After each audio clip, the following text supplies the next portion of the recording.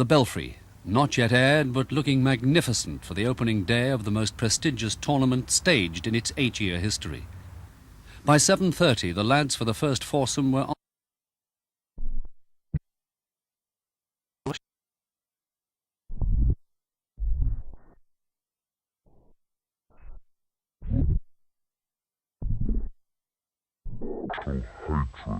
And up to 60% unemployment. Britain already has the answer to its question, why?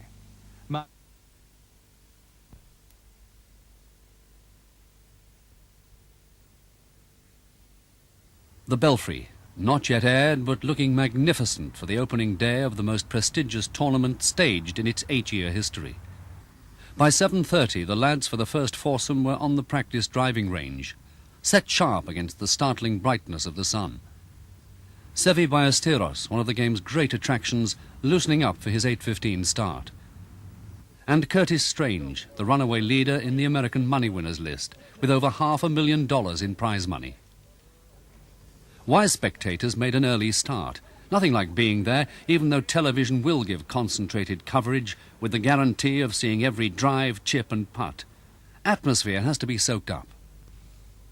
Tony Jacklin, manager of the European team, reckoned the promised decline in the weather could be an advantage. The 2 practice days were like playing golf in Palm Springs. You know, it was absolutely ideal conditions, and it has that cold front moved through last evening, and it's cooler, and there's going to be a little more wind today, and I don't see that as having an adverse effect on our players, certainly. Obviously, our players have had the opportunity to play this golf course a great deal more than the Americans have, so any variance in conditions, well, there's got to be a slight advantage, I would think. 8:15 and the traffic tailbacks already building up. Ballesteros and Pinero on the first tee, their opponents Strange and Marco Mira, who was first off.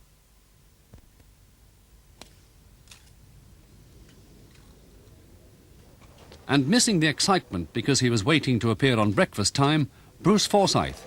This morning was really 5:30.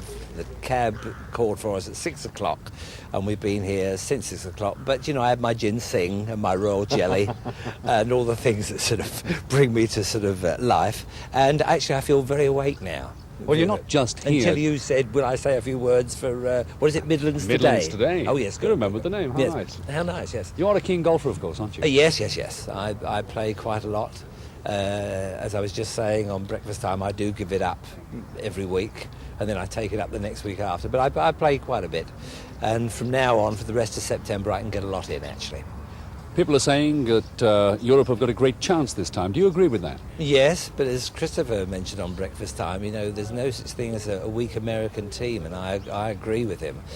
So I don't think it can be taken for granted. But I think when we have got people in the team, you know, like Sevi Ballesteros and Langer winning so beautifully over at the Masters, and then Sandy Lyle winning our Open, and the other boys are very strong, I think we've got a great chance. But of course, you know, golf is a strange game. It's a very weird game, and form can come and go like any other game, but I think even more. I think golf is the hardest game in the world to play, and I think you know, you need that little bit of luck as well. Hope you have a lovely day. Thank you very much. You know, I can tell you're very sincere about that. Nice man. Who is he? The weather, we're told, may take a turn for the worse, but the organisers of the Ryder Cup firmly believe they can attract up to 20,000 spectators on each of the 3 days. And that's the sort of figure they need to guarantee a profit from the £400,000 investment. The players appear for nothing, and there isn't a golfer on the circuit who wouldn't want to be one of the chosen. By 9 o'clock there was a 6 or 7 mile queue of traffic heading for the course. So if you're going to the Belfry tomorrow or on Sunday, be sure to set your alarm early.